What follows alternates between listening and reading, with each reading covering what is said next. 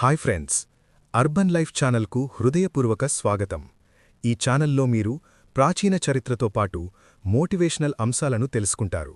ఈరోజు మనం మాట్లాడుకోబోయే అంశం పూంపుహార్. ఇది సుమారు 2000 సంవత్సరాల పురాతనమైన భారతీయ నగరం. తమిళనాడు రాష్ట్ర తీరానికి సమీపంలో అరేబియా సముద్రం లోతుల్లో మునిగిపోయిన ఈ నగరం భారత చరిత్రలో ఒక గొప్ప సివిలైజేషన్. ఈ విషయం నిజంగా చాలా ఆసక్తికరంగా ఉండబోతోంది, కాబట్టి వీడియోను ఎక్కడా స్కిప్ చేయకండి. అయితే ఇక ఆలస్యం చేయకుండా మన ఈరోజు టాపిక్లోకి ప్రవేశిద్దాం. పూంపుహార్, కావేరీ పూంపట్టినం అని కూడా పిలువబడుతుంది. ప్రస్తుత తమిళనాడులోని కొరమండల్ తీరప్రాంతంలో ఉన్న ఒక ప్రాచీన, చారిత్రక నౌకాశ్రయ నగరం.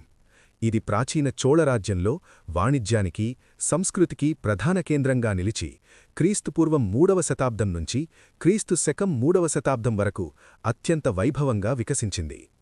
ప్రాచీన తమిళ సాహిత్యం, ముఖ్యంగా శిలపతికారం వంటి మహాకావ్యాల ప్రకారం ఈ నగరం అపార సంపదతో, సౌందర్యంతో, కాలానికి ముందున్న నిర్మాణ శైలితో పాటు చురుకైన వాణిజ్య కార్యకలాపాలకు ప్రసిద్ధిగా ఉండేది. గ్రంథాల ప్రకారం పూంపుహార్ ఉన్న ప్రాచీన డెల్టా ప్రాంతం నేడు పూర్తిగా సముద్రంలో మునిగిపోయింది.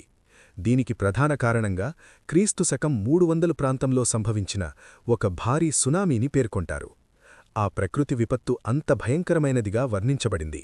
భూమిని బంగాళాఖాతంలోకి తోసివేసిందని, నగరాన్ని మరియు అక్కడ నివసించిన ప్రజలను పూర్తిగా నాశనం చేసిందని చెబుతారు. ఈ సంఘటన శతాబ్దాలపాటు తమిళ జానపద కథనాల్లోనూ, చారిత్రక వివరణాల్లోనూ ఒక ముఖ్య భాగంగా కొనసాగింది.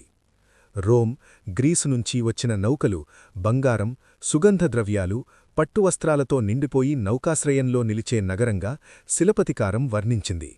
అయితే 1962 వరకు చరిత్రకారులు దీన్ని కేవలం ఒక కల్పిత కథగానే భావించి పక్కన పెట్టారు. కాని ఇక్కడే అసలు మలుపు.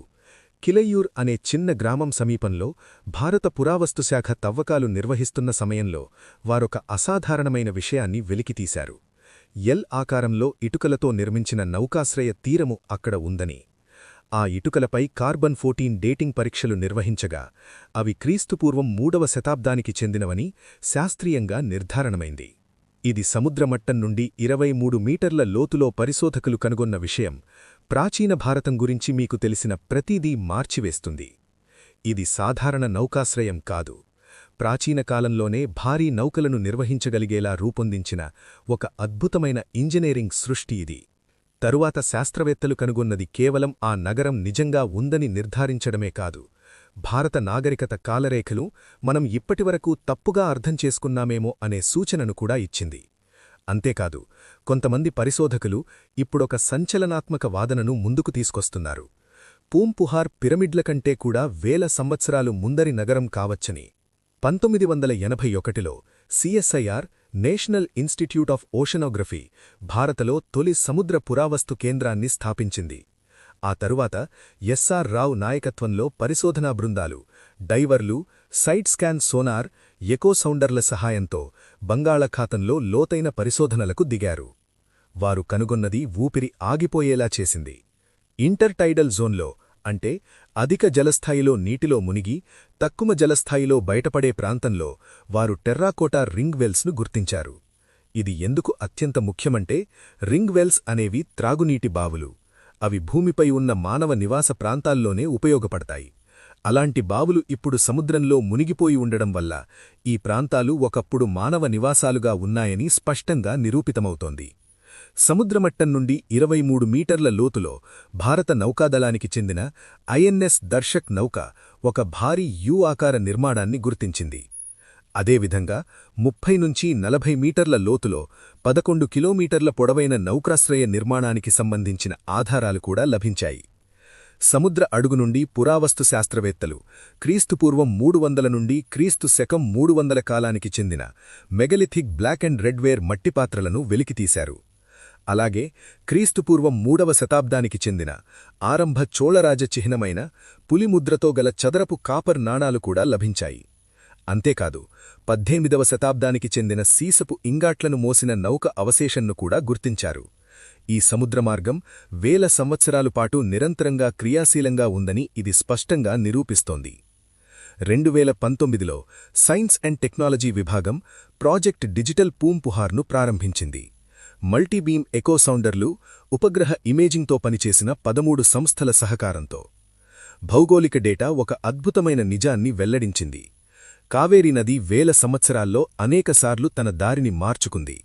పూంపుహారున్న ప్రాచీన డెల్టా ఇప్పుడు పూర్తిగా మునిగిపోయింది. ఉపగ్రహ చిత్రాలు ప్రాచీన గ్రంథాల్లో వర్ణించిన తీరరేఖలకు సరిపోయే మునిగిన భూభాగాలను చూపించాయి. కాని మట్టిపొరల్లో శాస్త్రవేత్తలు ఇంకొక విషయం గమనించారు. లోతైన నిర్మాణాల్లో అనేక కాలాలకి చెందిన నివాస నమూనాల ఆధారాలు కనిపించాయి. కొంతమంది పరిశోధకులు ఈ ప్రాంతంలో మానవ నివాసం చివరి హిమయుగం ముగిసిన సుమారు 15,000 సంవత్సరాల క్రితం నుంచే ఉండవచ్చని ఊహించారు. ఆ సమయంలో సముద్రమట్టం నేటికంటే 120 మీటర్లు తక్కువగా ఉండేది. 15,000 సంవత్సరాల వాదన ఇప్పటికీ ప్రధాన పురావస్తుశాస్త్రంలో చర్చనీయాంశమే. కాని చర్చ లేనిదేమిటంటే మునిగిపోయిన డెల్టాలపని ఉన్న భౌగోళిక డేటా పక్కాగా ఉంది. తీరరేఖ గణనీయంగా మారింది.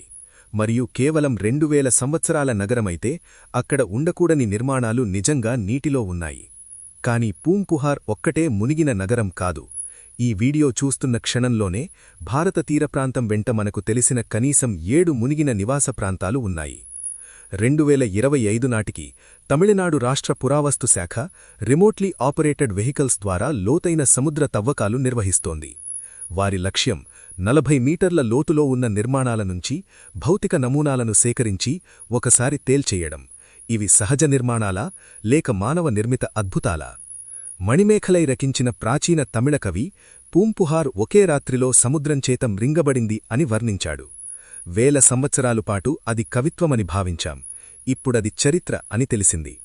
సముద్రం ఈ రహస్యాన్ని 2000 సంవత్సరాలుగా దాచుకుంది. బహుశా ఇంకా ఎక్కువ కాలం కూడా అయి ఉండవచ్చు. ఇంకా ఎన్ని రహస్యాలను అది తన లోతుల్లో దాచుకుని ఉందో ఎవరికీ తెలియదు. మన గొప్ప చరిత్రను పూర్తిగా తెలుసుకోవాలంటే ఇంకా అనేక పరిశోధనలు జరగాల్సి ఉంది. ప్రాచీన రహస్యాలపై ఆధారపడి రూపొందించే మరిన్ని మైండ్ బెండింగ్ కథలు మీకు కావాలంటే సబ్స్క్రైబ్ చేసి బెల్ ఐకాన్ను నొక్కండి. Thank you.